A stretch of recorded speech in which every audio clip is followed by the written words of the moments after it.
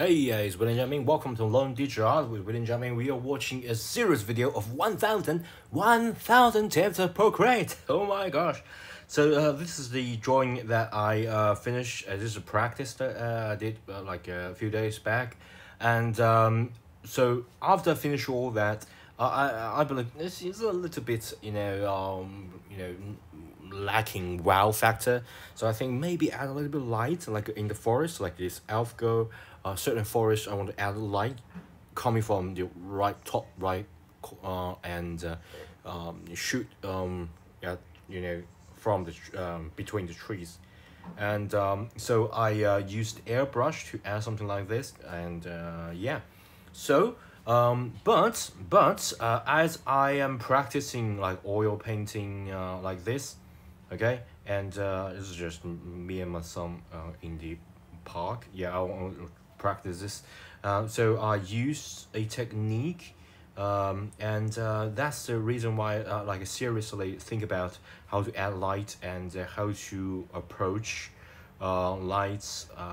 So I want to like add a little bit and demonstrate how I did the drawing, the lights, and in a very quick way, by the way. You don't need to use airbrush to like manually add, and of course if you won't do that, it's totally okay, but you can do so much more, and so much like a quicker, okay. So yeah, so basically the lighting come this way, like this, okay, and of course you can adding a layer mask to fine tune it. Okay, I'm going to go from scratch. Okay, so I already hide everything. So for example, you already finish your drawing and you want to add the lighting, like the final touches of the lighting, and you just select the layer, you duplicate the whole drawing. Okay, so basically you got like a two drawing here, and you select this drawing, click here. Right now, if it's a color drawing, it's totally okay. I just just want to demonstrate on this black and white drawing. If it's a color drawing, still I'm going to treat this as black and white. You can just desaturate it, okay, just become black and white, because the logic behind this is all the same. We like reduce dimension of like multi-channel different color drawing to a black and white drawing, so we can quickly adjust the brightness, so we can get like the brightest area as well as the darkest area pretty quickly. Okay, so remember the adjustment do have a purpose. So you want to adjust so you can actually see the brightest area that you want to add this light, and the darkest area that you don't want to add this light. Okay, because I'm going to use curve to find all this brightest area out.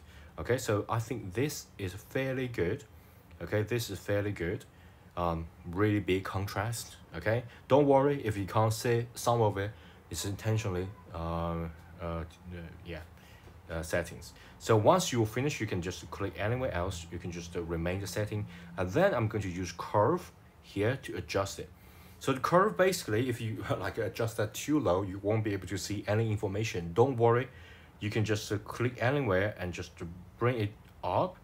Okay, so you guys can see all this information is like at this area. Okay, so what I'm going to do is to add another point and make this point down. Okay, so it's more outstanding. So the brightest area will be filtered out, okay, all the way to the top, and darkest area is supposed to be something like this. Okay, there is no in between, just to bring it down. The reason I'm doing this is that I want to change the whole layer. Okay, this is the layer that we've been working on. So this is the original drawing. This layer being wrangling about, and we're going to use this as a addition layer. So as you can see, if there's no addition, the brightest area will not show. If you add addition, it will show pretty easily. Okay, so you guys can see the feet. Okay, it's really bright. The closed area is really bright. Okay, so you see, hey, that's not it's not the like trace of light, not like a ray of light. We don't want this as our result. Don't worry, we're going to use the adjustment again. This time we're going to select this layer, but I'm going to use perspective blur. So perspective blur, if you click it, you'll get a little icon here. I'm going to zoom and click and drag to make this approximately the area of the lighting direction. And then right now perspective blur is 0. You can just click and drag to make it fairly blurry. Okay, so it's really blur right now. Of course, you can adjust this to change how much the blur ray you want it to be. Okay, so if you want like a really long, you can do something like this. Okay, like a really long, you can do something like this. And if you go back, you can get this like really blurred lighting. And by the way, all this lighting just go to this point because it's perspective. So go all the way to this point. Okay, if you want to like make it longer, you can do something like this. Okay, once you are satisfied with it, of course you can adjust this direction. Okay, just the lighting direction. I think this is pretty good. Okay, and then once you are satisfied with this, you can just you know, apply it. So without light, with light, without light, with light.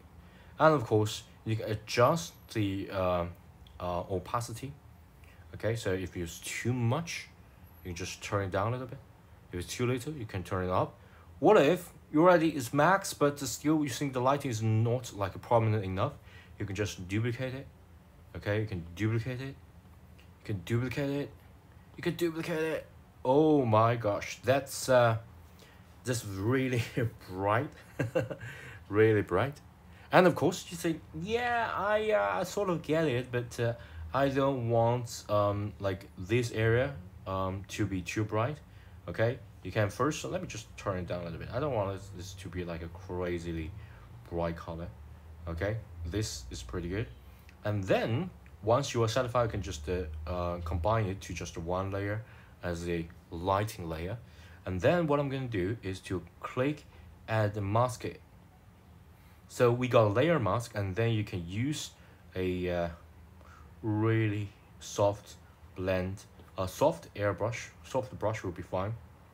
And then you just turn down a little bit, because right now it's completely white. So if you use dark color, you just erase this area that you don't want to see. So for example, let me just increase opacity so you guys can see more clearly. Okay, so if you don't want this area to be influenced, you can just black it out, area out. And my personal preference, just you know, turn down the opacity a little bit so it will not be like a really prominent like a cutting point here. Okay, so where's my mask? Clipping mask. Okay, let me just click and adding a mask. Okay, and to add this mask soft brush, and let me just turn it down a little bit. Okay, so for example, I don't want it to show on the face, turn it down a little bit, turn it down a little bit.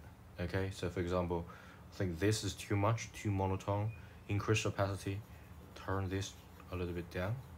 Okay, I want it to have a really vague feeling. Okay, the leg area, turn it down a little bit. The face, the chest area, turn it down a little bit. This area, too much. If you think it's too much, turn it down. Just make it like a really soft light, something like that. Okay, so yeah, that really depends on your style. So if you think that this is too much, you can just turn it down a little bit, and then you can just see the results.